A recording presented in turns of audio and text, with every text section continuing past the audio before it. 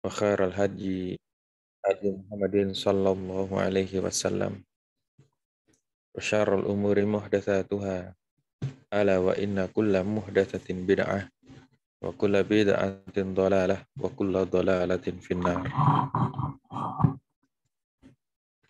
Alhamdulillah, kita bersyukur kepada Allah masih diberi kesempatan untuk berkumpul dalam rangka mengkaji ayat-ayat dan hadis-hadis Rasulnya. Semoga Allah Subhanahu wa Ta'ala berkenan menambahkan ilmunya untuk kita, ilmu yang bermanfaat, ilmu yang membuahkan iman dan amal soleh, ilmu yang akan memperbaiki akhlak dan perilaku. Malam yang berbahagia ini, kita akan mengkaji sesuatu yang sangat penting, karena akan selalu dilakukan oleh setiap muslim, dan tidak banyak yang mengetahui detailnya secara sunnah, yaitu tentang bagaimana tata cara mandi yang dicontohkan oleh Rasulullah Sallallahu Alaihi Wasallam. Mandi bukan mandi biasa, tetapi mandi dalam rangka membersihkan diri dari hadas besar, yaitu yang sering disebut dengan mandi junub, mandi janabah, atau mandi besar.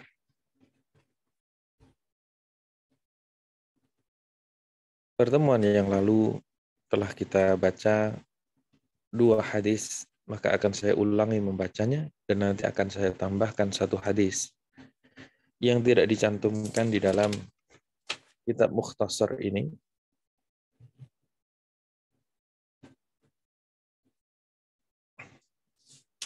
Ya, tetapi dikeluarkan juga oleh Imam Bukhari dan Muslim dengan redaksi yang lain yang lebih komplit, mencakup merangkum dari beberapa hadis tentang tata cara mandinya Rasulullah SAW.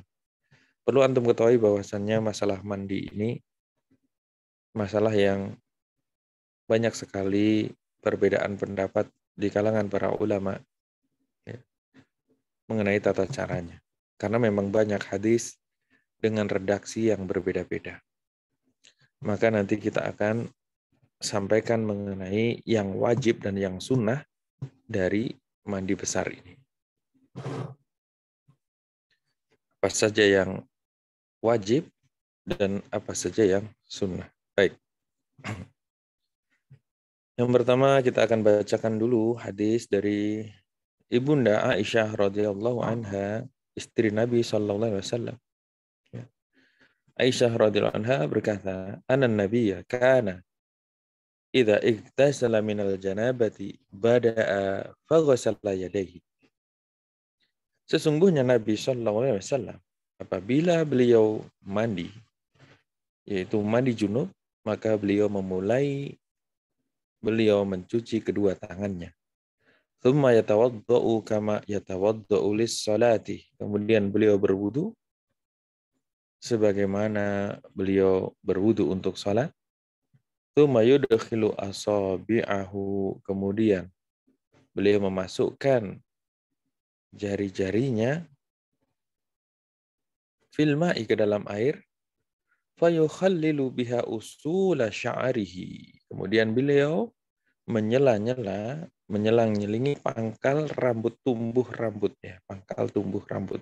Jadi dasar rambutnya itu. Tsumma yasubbu ala ra'si thalatha ghurafin biyadaihi. Kemudian beliau menuangkan di atas kepalanya 3 kali cidukan dengan kedua tangan beliau. Tsumma yafidul ma'a ala jildihi kullih. Kemudian beliau menyiramkan, mengguyurkan air ke seluruh kulitnya. Ini hadis dari Aisyah radhiyallahu anha. Kemudian hadis dari Maimunah, ibunda Maimunah radhiyallahu anha, juga istri beliau sallallahu alaihi wasallam, berkata, "Tawadda'a Rasulullah sallallahu alaihi wasallam wudu'ahu lis-shalah." Rasulullah SAW berwudu seperti wudunya ketika hendak sholat, ghaira rijlaihi, selain kedua kakinya. Wa ghasala farjahu, kemudian Rasulullah mencuci kemaluannya, wa ma asabahu minal adha, dan apa yang terkena kotoran, yaitu kotoran setelah melakukan hubungan. Tsumma afadha alaihil ma, kemudian beliau mengguyurkan atas tubuhnya, ya, air disiramkan, diguyurkan atas tubuhnya. Tsumma naha rijlahi faghasalahuma, kemudian beliau menjulurkan kedua kakinya, lalu beliau membasuhnya. Hadza ghusluhu minal janabah. Maimunah radhiyallahu anha mengatakan ini adalah tata cara mandi beliau dari mandi junub. Baik. Dari dua hadis ini kita mendapati sedikit perbedaan. Ya, bahwa di dalam hadis Aisyah tidak disebutkan mencuci kemaluan. Di dalam hadis Maimunah disebutkan mencuci kemaluan. Kemudian di dalam hadis Maimunah mencuci kaki diakhirkan, sedangkan di dalam hadis Aisyah wudu seperti wudu hendak sholat. Jadi ada sedikit perbedaan di sini. Nah, maka untuk menengahi nanti akan saya sampaikan satu hadis yang mengumpulkan dari dua hadis ini. Tapi sebelum itu saya akan sampaikan bahwa mengenai mandi besar ini, yaitu mandi junub, maka ada yang wajib dan ada yang sunnah.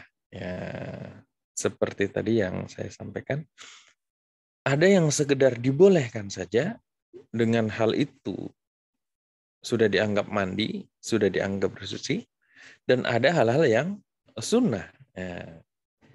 Baik, yang pertama, yang wajib atau yang dibolehkan dengannya cukup melakukan hal itu maka sudah dianggap mandi adalah, yaitu apabila seseorang itu melakukan mandi, yang pertama dia harus ada niat. Niat untuk bersuci dari hadas. Dalam hal ini hadas besar, ya, baik dari junub ataupun dari haid ataupun dari nifas. Yang pertama harus ada niat. Tanpa niat, maka ibadah itu tidak dinilai. Orang yang mandi tanpa niat, maka tidak dianggap mandi junub. Ya. Jadi yang pertama harus ada niat.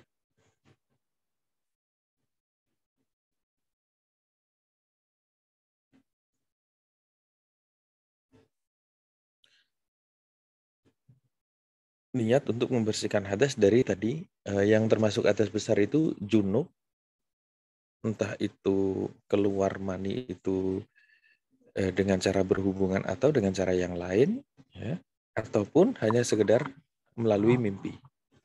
Kemudian haid dan juga nifas. Semuanya adalah hadas besar. Yang kedua, ya, sifat yang wajib ini yang harus, yang dengan hal itu digugurkan. Yang kedua, dia hanya ada dua saja. Yang kedua adalah menyiram seluruh badannya sekali saja, ya, hingga menyela-nyela pangkal rambut, ya. Terus kemudian tempat-tempat yang sulit terjangkau, diantaranya adalah ketiak, terus bawah lutut, ya. Kemudian juga dianjurkan untuk berkumur dan juga beristinsyak, istinsar. Tuh, berkumur terus memasukkan air ke hidung dan mengeluarkannya. Cara ini saja sudah dianggap cukup. Nah, kalau mau mengambil yang wajib saja.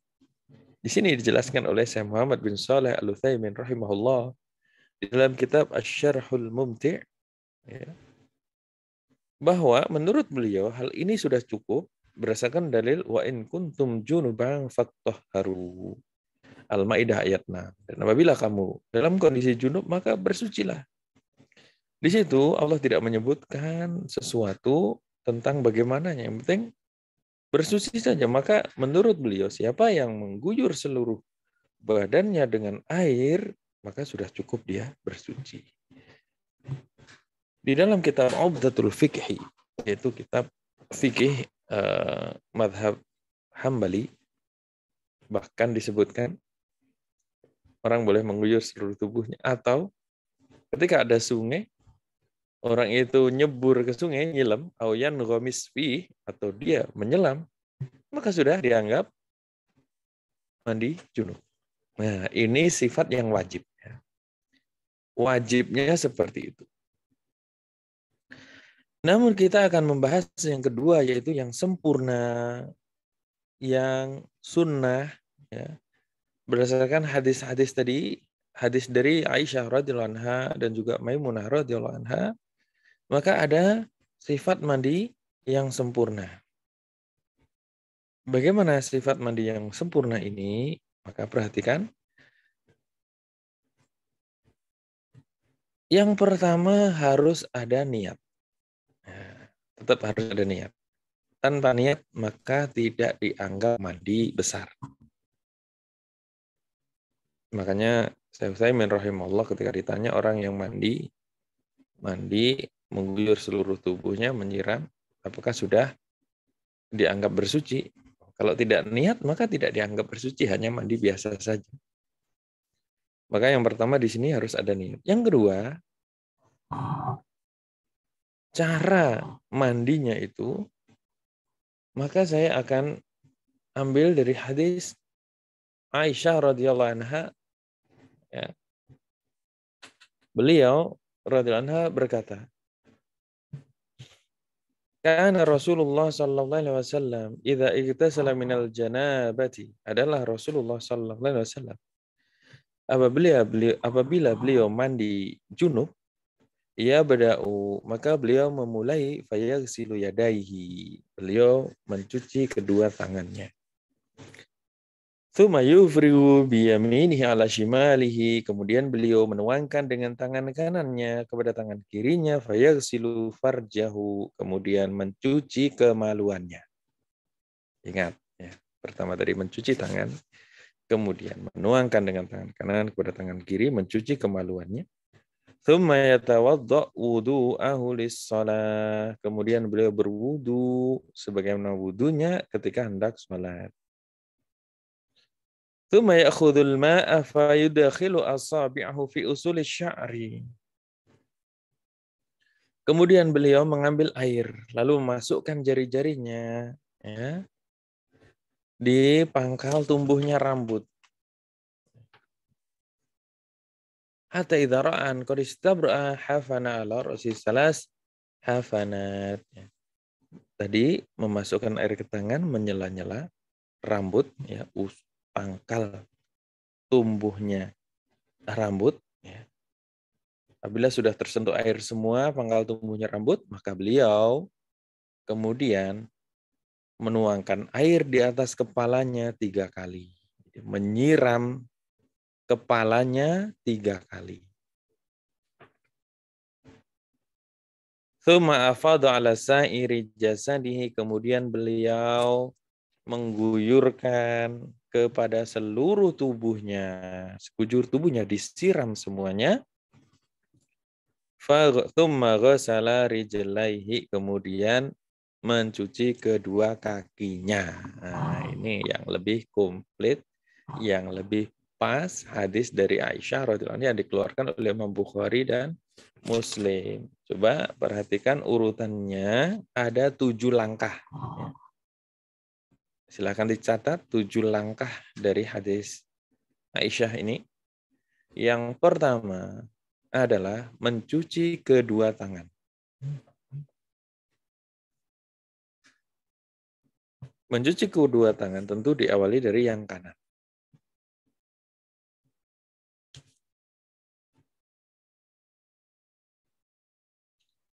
Mencuci kedua tangan diawali dari yang kanan. Itu yang pertama.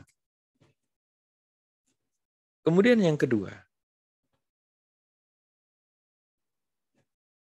Yang kedua adalah mencuci kemaluan.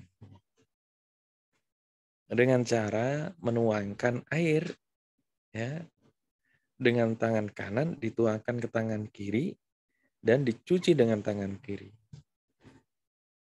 Urusan menyentuh kemaluan, maka tidak boleh dengan tangan kanan.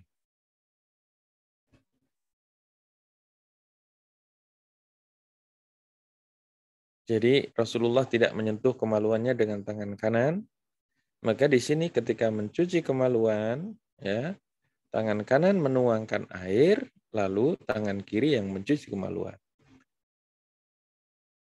Kemaluan dicuci dari sisa-sisa kotoran, mungkin ada bekas air mani atau sesuatu yang menempel, maka dibersihkan. Itu yang kedua. Kemudian yang ketiga, maka beliau berwudu seperti wudu ketika hendak sholat. Jadi sama. Ya, seperti wudu hendak sholat. Masih ingat tentunya antum cara wudu seperti hendak sholat, yaitu dengan cara, ya, kita ulang cara wudu, cuci tangan, kemudian berkumur, sekaligus memasukkan air ke hidung. Berkumur namanya madmadah, masukkan air ke hidung namanya istinsyaq, mengeluarkan namanya istinthar.